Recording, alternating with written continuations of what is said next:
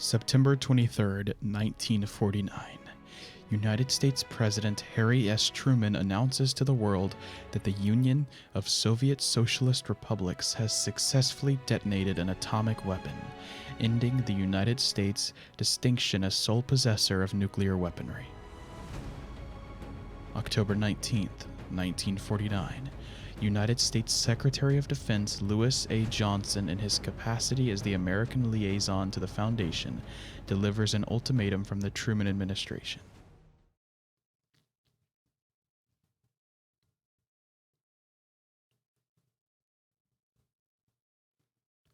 The Alps loomed through the windows, the panes of glass gently warped with age.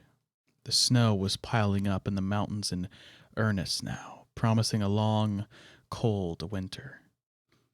The war had required the Foundation to establish a neutral gathering for its top-level meetings, and the overseers had grown accustomed to meeting in Zurich. The Hotel Schweizerhof thus became a haunt in these years for the gentlemen of the Samarkand Club, an informal group of 13 international trade brokers that periodically required the entirety of the lodgings for a few days at a time. For the others, the dark, wood-paneled room lit partially by the clear, cold light of the Swiss afternoon was no doubt familiar territory. But all 058 could think of when he looked at the exposed wooden beams of the ceiling was his predecessor's shockingly public demise. Between the circumstances of his recent accession to the ranks of the overseers and this business now, the newest member of the council found himself wishing for the simpler days of the war. Despite some of the more unpleasant aspects of its aftermath, he took his seat at the polished mahogany table as 051 impatiently cleared his throat. The 13 men gathered in the room were a door lot at the best of times, but even the black jests and gallows humor that passed for camaraderie among them was nowhere in evidence now. What they had come to discuss today, if the hints in the meeting request were what 058 thought, was something altogether new in this time at the Foundation. Anything new, he was beginning to find out, was rarely good.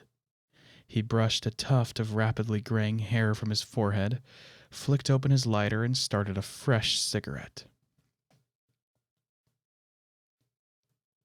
At the head of the table, a lean man in a bespoke suit narrowed his eyes, the dark brown skin of his face furrowed with ritual scars. He calmly called for attention in a low, deep voice. 051 wasted no time. 053, you are our North American subdirector. Please inform the council. A rotund, gray-bearded man slowly stood up to address the room as he straightened his vest and gold watch chain. 053 adjusted his glasses and hesitated for a moment, taking stock of his 12 colleagues around the table before speaking. 058 thought that he saw a single bead of sweat at the old man's temple. Gentlemen, as you are aware, 48 hours ago my office received a secure telegram from the Pentagon.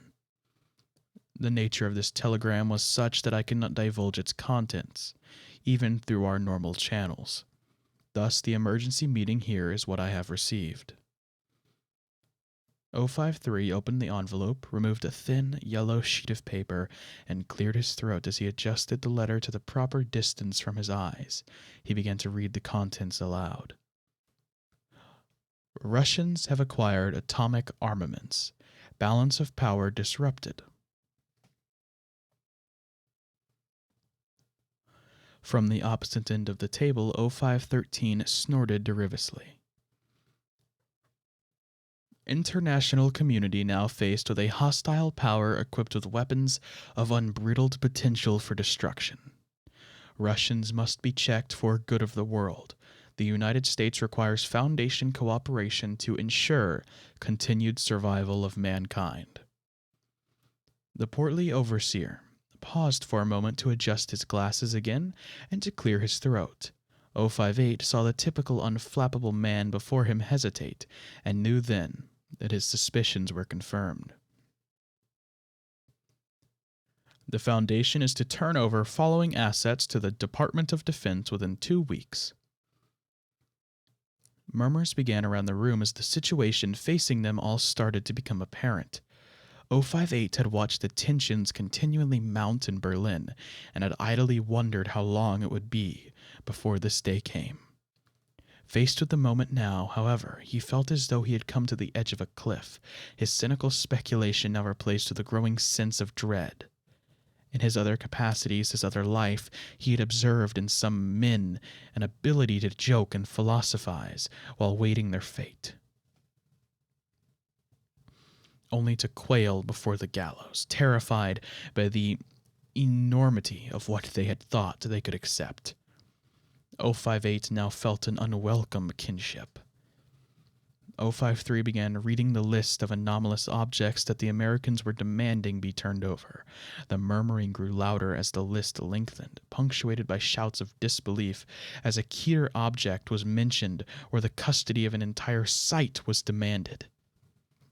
By the end, 053 had enumerated 53 objects, 4 sites, and 348 personnel. The room was now silent, save for 0513 muttering to no one in particular. Yobani Virat. Subdirector LaForge adjusted his cufflinks once more. He never had gotten used to wearing a suit since being appointed United States liaison. Not really. No matter which tailor he went to, he always felt constricted when he dressed for work.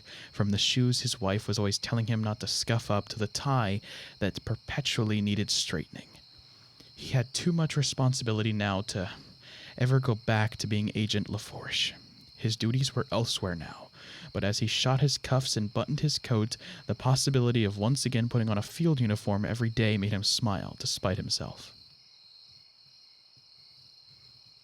His security attaché stood behind him, surveying the lonely rest stop and the highway, intently peering into the night. Ain't nothing gonna come out of them cornfields, Stillwell. We've confirmed that everyone's cleared out, right? The younger man faced his superior. Well, yeah, but the Civ are people, Stillwell. They're out and at the meeting points, correct? The younger man turned his view back out to the night. Yes, sir. LaForge heaved a slow, measured sigh, put his hands in his pockets, and leaned against the car. Ain't nothing for it. Several minutes passed with no words between the two men, the sound of crickets and an occasional rustling of a passing critter in the fields around them, the only sounds.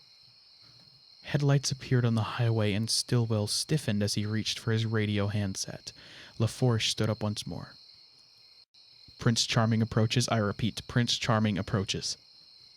Stillwell intoned a series of code words into his handset, confirming the meet as a black Chrysler rolled into the driveway, coming to a stop alongside the Foundation-issue shoebox Ford. 2 men in black suits stepped out of the driver and passenger seats, one moving to open a rear door for a bespectacled, balding gentleman. The third man quickly pulled on a long, rumpled brown coat as he left the car in response to the deepening autumn chill. The assembled group made their way to LaForge and Stillwell. LaForge smiled as he extended a hand. Evening, Secretary. Pentagon holding up all right? The American Defense Secretary looked blankly at LaForge's outstretched hand, then looked over at Stillwell to LaForge's left. You've always been too familiar, Secretary Johnson said as LaForge withdrew the hand. Well, your people called us out here to the middle of nowhere. For your answer, I'd like it now. The smile faded slowly from LaForge's face. This is serious stuff, Secretary. Don't rush it. You've asked us for quite a lot. And you've taken a lot over the years from the United States Treasury, Johnson stated plainly. One could say we just want what's ours. Well now, LaForce countered in his slowest drawl. We count up the rubles right next to the dollars, Secretary. Silence fell among the 5 men. The gazes of the Secretary's 2 bodyguards never left LaForce and Stillwell. For a moment there was only the sound of the crickets and the mist of the men's breath, faintly visible in the moonlight. Road clear. Proceed, over. Cracked Stillwell's radio. The mist of Stillwell's breath pulsed a little quicker than the others, maintaining eye contact with the bodyguard in front of him. He raised the handset. Roger that, proceeding, over. You'll have our answer shortly, Secretary, said LaForge, but we'll have to give it to you about 5 miles from here. Let's go. Johnson stepped closer to LaForge. If you've got it in your mind to try something. LaForge raised his hands up in mock defense. There's 3 more cars within 5 miles of here, and a fighter squadron mobilized to come strafe us to hell if I don't miss my guess? Johnson said nothing. Come on, Secretary, we ain't stupid, but we got a lot to discuss, and it's too damn cold in this cornfield. Just follow our car, it ain't more than 10 minutes out.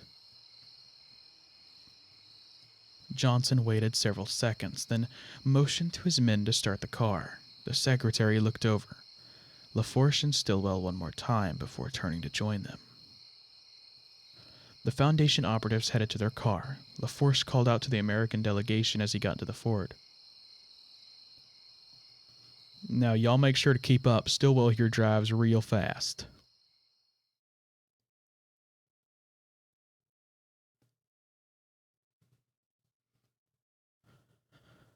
Two hours in the meeting room, and the shouting just kept increasing. The council had split into 2 more or less opposing camps. Those who wished to move immediately to dispatch the Truman administration, led mostly by 052 in his plan to erase a select group of 17 individuals from history, and those who wanted to placate the Americans with a counteroffer granting them a varying degree, based on which overseer was speaking, of their list. The latter camp was led by a rare concordance between 053 and 0513. Our very mission is to secure these phenomenon for the benefit of all mankind, thundered 052, pounding the table. And you would turn them over for the purposes of warfare? You must be mad.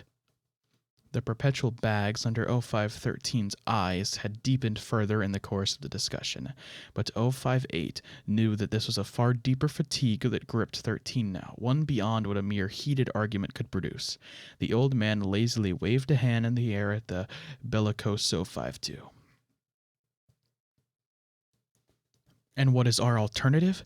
If you believe that you can successfully attack a sitting president of the United States, you are an even bigger fool than I thought. I can only hope that with our woeful understanding of casualty anomalies at present, that you will be the first one through the portal with your precious strike team. The veins were out now on 052's forehead. Roll over and die, the great master has spoken. Wonderful strategy. A sheaf of papers fell on a waterfall off the side of the table, dislodged by the violence of 052's first crashing down nearby. He worked to restrain his fury, and spoke slowly and deliberately now. Make no mistake. If we hand over so much as a single item to the Americans, the first thing they will do in their boundless arrogance is strike Moscow. We will see World War III started by children convinced that they have mastered the atom, deploying weapons far more terrible than those conceived by science. 052 surveyed the room, quiet now for the first time in hours. He continued. If we bow to this demand, we may as well dig our own graves. There will be no consensus reality to protect. If we agree to this, there is no point to the Foundation. The radioactive wasteland that they're so scared of will be the Elysian fields compared to what the United States will unleash, emboldened by using the unknowable. The room stayed silent for what felt like 058 to be minutes. Finally, 053, brow sopping with sweat, responded. We do not know what will happen between the Soviet Union and the United States. We do know what will happen between the Foundation and the United States in an open conflict. At this, the room erupted again, curses and shouts flying in all directions, papers strewn everywhere, details forgotten in the face of existential crisis. 058 leaned back and observed the ongoing scene, noticing that no one seemed to notice he was there. No one, save 051, who had been silently watching the debate unfold, and now looked 058 in the eye from across the room. 058 had considered the predicament they all faced while the other overseers raged, and at the silent prompting from 051 turned the various pieces of a solution over in his mind. Things suddenly began to click into place in his mind. 058 nodded to 051, 051 returned the gesture, and leaned forward expectantly. No one noticed as 058 took his glass of water in hand and rose. He finished the last of the water to help clear his throat, and promptly heaved the glass with all his strength into the stone fireplace directly behind his seat. The fine crystal exploded, showering the stonework with tiny droplets of glass, and deafening all in the room with the cacophony that can only come from the destruction of fine craftsmanship. All shouting ceased, all discussion stopped. The 12 other overseers turned now to 058, his slight figure now at the center of the room's attention.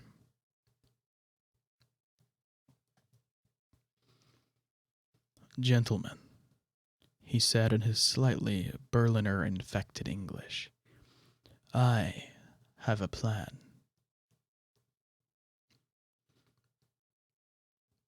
The two cars stopped at the top of a low, windswept hill. The 5 men stepped out of their respective vehicles and congregated at a lone oak tree. Below them to the north were the illuminated windows and bright little street lights of a small town. LaForce drew his coat closer against the cold. Down below there, that's the town of Woodvale. Population 837. Y'all knew that already from our advanced scouting of the meeting location and environs. Get to the point, muttered Johnson. What you don't know, I reckon, is that Woodvale is also what we refer to as Site 63A. The secretary scowled. Nonsense, we have a complete listing. No, y'all don't, interjected LaForce. When you made the demands you did so with imperfect knowledge, something that we mean to help rectify here tonight. See, we've set up something of a demonstration here, Stillwell, if you please. Stillwell popped open the trunk of the Foundation issue Ford and took out a black briefcase. As he approached the secretary, he noticed the bodyguard's hands slowly inch towards the bulges under their jackets. Slowly, he clicked open the briefcase and showed the secretary and his men the contents. Binoculars, said Stillwell. You'll find a pair for each of you in there. Hesitantly, the American delegation took the binoculars. What are you playing at, LaForce? Said the secretary. Your answer? You're going to get it here, right now. Train them binoculars out towards the town down there. You'll find out just how complete your listing is. Stillwell. The security attaché had been dreading this moment, but LaForce was right. There was nothing for it, no choice at all. Stillwell switched on his radio. Perimeter control, do you read me? Over. Roger that. Over. Responded an anonymous voice somewhere else in the night. A brief pause, then it had to happen. Disengage systems Alpha through Foxtrot, cut power to the main drivers, evacuate all remaining personnel. Stillwell looked at LaForce. LaForce nodded slowly. Site 63A. Stand down. Over. Preposterous, grumbled 055. Completely out of the question. The Americans will strike at us within hours if we do such a thing. Scattered assent from several of the other overseers met 055's pronouncement. 058 persisted. Not if we sell it correctly.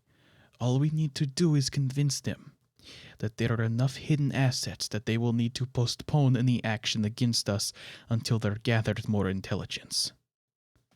052 turned his back as he continued to pace the opposite side of the table. So they come and kill us next week instead of tomorrow.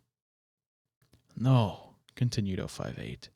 We buy ourselves the time to relocate everything we can out of their reach. We won't be able to get everything, but we shall keep the most dangerous items from falling into their hands. And what of the Soviets? Surely they have anticipated this and are making their own plans, interjected 053.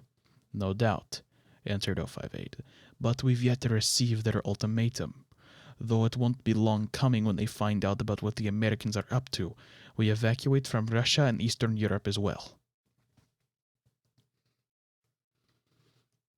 0513 looked off through one of the high windows, entranced in thought. The Americans will expect a ruse, he said into the distance, idly chewing a finger as he contemplated the plan. The strength of the plan depends on the site we choose to sacrifice. The entire room looked toward the end of the table. 051 was now speaking.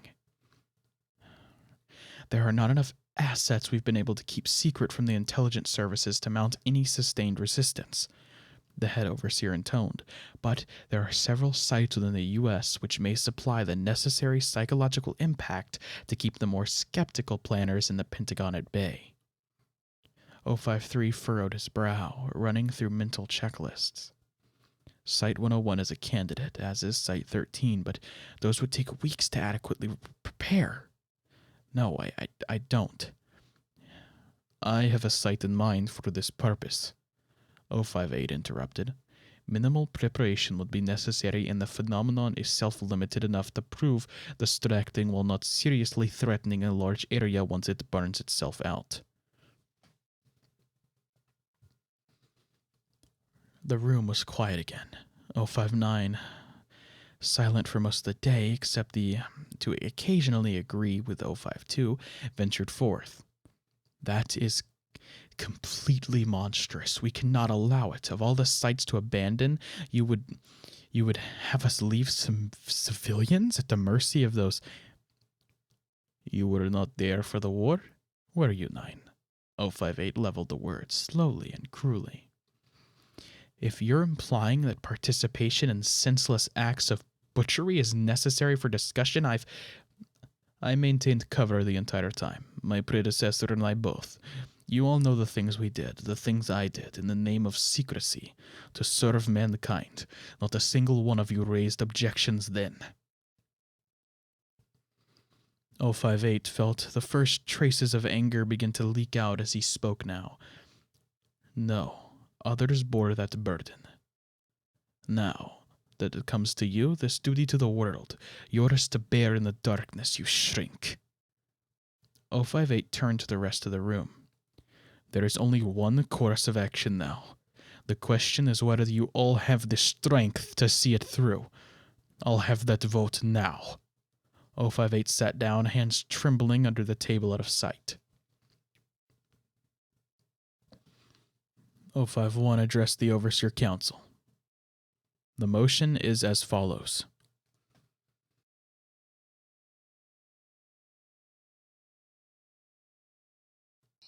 The sounds had started in the town below about 5 minutes after Stillwell had given the order. Indistinct murmuring voices, what had to be the voices of thousands of things that sounded vaguely like people muttering unintelligibly. Faster and faster, louder and louder, the voices in the distance were accompanied by random bursts of what sounded to Johnson like the twisting of metal unnaturally echoing across the flat prairie below. Lights blinked on in every house down below. Not long after, he could make out the shapes of people fleeing their homes against the flickering points of light, alone in the vast prairie night, bursting through doors and windows, scrambling as fast as they could towards cars running down streets. The secretary thought briefly of demanding an explanation. Before he could, the flickering light started to dim. tendrils of shadow stretched from lighted windows and open doorways, individual threads of darkness seeming to solidify and join together in thick, ropey masses. The twisting metal shrieks came more frequently, the unworldly voices speaking quicker, reaching a fever pitch. The lights of the town below began to change, soft yellows and whites giving way to a uniform, sickly hue of green. He struggled for words. What in God's name did you do? LaForge's eyes had never left the secretary. Now, you just keep watching that. Through the binoculars, he saw the thick ropes of shadow had stretched down the streets and alleys, seeking the fleeing residents. Some had already been caught, held fast in what looked to be impenetrable webs of darkness. The ones who had been caught were being dragged back to their homes now. It became apparent to the three observers of the American delegation that no one was going to escape. The darkness was enveloping cars now, shaking under bridges and benches, inexorably seeking and finding all who tried to escape. Stillwell knew exactly what was happening and wanted nothing more than to heave the contents of his stomach behind the tree nearby and cover his ears with his hands. He knew, though, that this moment must go according to plan. So many were being sacrificed. He stood his ground and waited. As each resident was dragged back into their houses, a light would blink out. At first, the secretary thought the lights were being extinguished, but he soon noticed that instead they were disappearing. Structures began to apparently blink out of existence, houses suddenly vanishing once the darkness had reeled in all former occupants. The lights of the town were quickly receding from its outskirts, pulling back towards the center as the reality of Woodville convulsed into an approaching singularity. The last light, a single outbuilding in the center of town, vanished as what looked to be a man was pulled back in through his doorway, thrashing and screaming. The door closed, the light went out, the building disappeared, and all was suddenly silent.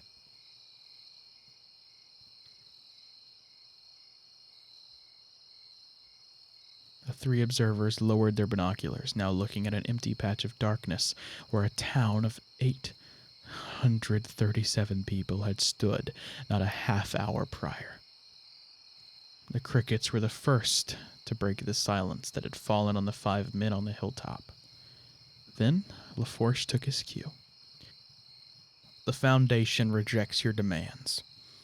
Whatever forces are out there that are responsible for what you just witnessed are not for any nation to turn against humanity. Our mission is bigger than you, bigger than the Soviets. It's for all of mankind.